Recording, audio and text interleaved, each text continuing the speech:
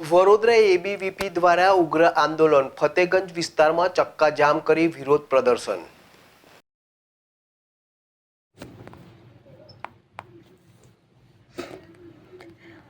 વડોદરા ખાતે એબીવીપી દ્વારા ઉગ્ર આંદોલન, ફતેગંજ વિસ્તારમાં ચક્કાજામ કરી વિરોધ પ્રદર્શન નોંધાવ્યું। તો ભાજપની વિદ્યાર્થી પાંખ દ્વારા સરકારનો વિરોધ, તો SC/STના વિદ્યાર્થીઓને સ્કોલરશીપ ન મળતા વિરોધ દર્શાવવામાં આવ્યો। 29 સરકારી લો કોલેજમાં એડમિશન ન થતા આંદોલન કરવામાં આવી રહ્યું છે। યુનિવર્સિટી પેવેલિયનથી ફતેગંજ ચક્કાજામ। તો એબીવીપીના વિદ્યાર્થીઓનો ફતેગંજ સર્કલ ચક્કાજામનો મામલો, લગભગ 1 કલાક સુધી ચક્કાજામ કરતા 2 કિલોમીટર સુધીની વાહનોની લાંબી લાઈનો લાગી। ચક્કાજામને પગલે ટ્રાફિક વ્યવહાર ખોરવાયો।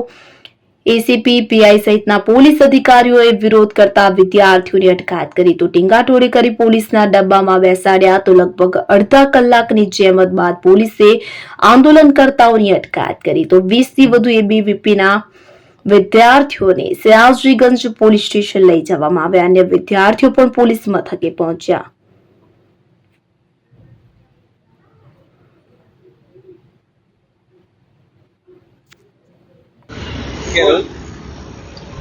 શું રજૂઆત હતી? આજે ચક્કાજામની સ્થિતિ થઈ છે, વિદ્યાર્થી રોડ પર हाँ जी, आज अखिल भारतीय विद्यार्थी परिषद द्वारा आ चक्काजाम કરવામાં આવ્યો છે કારણ કે અમારા બે મુદ્દા છે જે અમારા પ્રશ્નોનો સુઝાવ થતો નથી।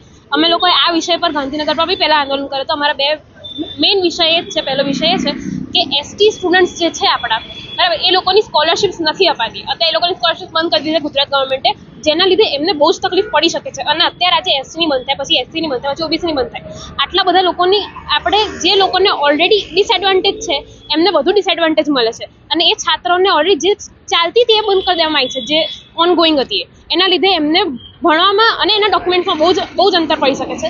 એટલે એમને જે આ નુકસાન થઈ શકે છે એના માટે અમે લોકો આ નુકસાન બંધ કરવા માટે આવ્યા છીએ। અને બીજો અમારો મુદ્દો એ છે કે ગ્રાન્ટીનેટ કોલેજીસ છે ગવર્મેન્ટની, જે લો કોલેજીસ છે, એમાં 4 પ્રાધ્યાપકો હોવા જોઈએ નિયમ અનુસાર, પરંતુ 2 જ પ્રાધ્યાપકો હોય છે અને અત્યારે બીજા લોકોની ભરતી કરવામાં આવતી નથી, જેના લીધે લો સ્ટુડન્ટ્સને બહુ ખાસો બધો હાનિ પહોંચી શકે છે એમના ભણતરમાં। તો અને એના લીધે એડમિશન્સ બી અટકાઈ જશે કોક વાર।